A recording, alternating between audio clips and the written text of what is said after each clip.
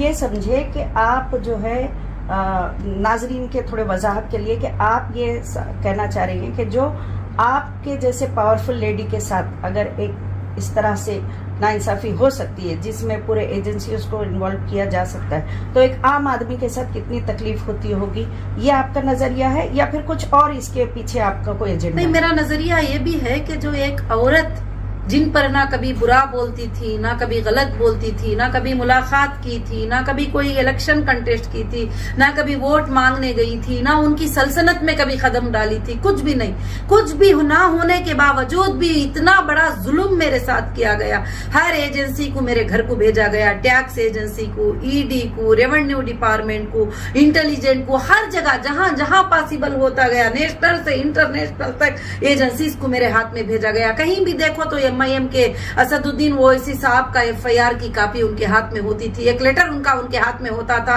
कि आपको कोई औरत नजर नहीं आई इन्वेस्टिगेशन करने के लिए, आपको कोई और पॉलिटिशियन नजर नहीं आए, और सिर्फ एक मुसलमान औरत जो आपके जब मुसलमानों को भलाई पहुंचाना चाहते हैं, मुसलमानों की भलाई करना चाहते हैं, तो एक मुसलमान औरत आपको नजर में आई। वो औरत जो हजारों के मस्जिदें बनाने में कामयाब करने वाली, जो हजारों के मदारिस को साथ देने वाली, जो हजारों के लड़कियों को स्टूडेंट बनाकर पढ़ाई करने वाली, उस औरत के ऊपर हमला करके क्यों आप डर गए थे कि एक मुस्लिम फेस आ रहा है, ये अच्छे काम करने के लिए आ रहा है और बगैर पॉलिटिक्स के जो है सबको फायदा पहुंचा रहा है, तो इसको मैं तबाह कर दूं। और आपने ये सोचा तो जाहिर से बात है कि कोई भी सोचेगी। जो जुल्म मेरे साथ हुआ है वो आज तक भी जो बैठी हूं, ये अल्लाह की बहुत बड़ी ताकत मेरे साथ है, नहीं तो दूसरी औरत होती तो यह जुल्म को कभी भी सामने नहीं बैठती। आपको और भी बताऊं, मेरे कई प्रॉपर्टियों पर एमआईएम के लीडरों ने कब्जा करवाया है, बंगलों के ऊपर कब्जा करवाया है। गवर्नमेंट ऑफिसर्स ऑफिशियल जो ख्वाजा मुहिद्दीन करके जुबली हिल के घर के ऊपर वो जाता है, वो घर देखता है, घर बहुत अच्छा लग रहा है तो उस पर कब्जा करके बैठता है, झूठा आर्बिट्रेटर लाता है,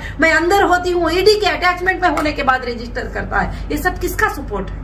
ये सब किसका सपोर्ट है? किसका सपोर्ट लेके काम कर रहे हैं? और वैसे ही आप टोली चौकी की लैंड देखिए, लैंड ग्रापर कहते हैं इनको, तो लैंड ग्रापर क्यों ना कहें? टोली चौकी की जो लैंड थी मेरी, उसके ऊपर लोगों को कब्जा करा दिया, उससे पैसे ले लिया और पैसे वसूल करते जा रहे हैं और पैसे वसूल करते जाते। अब जाकर मैं सुप्रीम कोर्ट पे उसको जीतने के लिए 6 मंथ लग गया कि मेरी लैंड है करके प्रूफ कराने के लिए, जो कि 400 करोड़ देकर लैंड को खरीदा गया था, और वो लैंड को मेरी लैंड करके प्रूफ करा लेने के लिए सुप्रीम कोर्ट में 6 मंथ लग गए। तो यहाँ पर ऐसे बहुत सारे जुल्म होते हैं। मेरे पास ऐसे 100 से 200 औरतें, बेटा मेरा 200 स्क्वायर फीट का घर जो है कोई बेच दिया, 200 स्क्वायर यार्ड का घर जो है कोई बेच दिया, 10 लोगों को बेच दिए, 5 लोगों को। ये खास कर से हैदराबाद के एरिया में चलता है। जो टपोरी टाइप के लोग होते हैं ऐसे काम करते हैं। तो मैं चाहती हूँ कि इस जुल्मों के खिलाफ आवाज उठाऊं, और ये जो मेरे साथ जुल्म हुए हैं, ऐसे जुल्म कई लोगों के साथ होते हैं, कई बिल्डर के साथ होते हैं।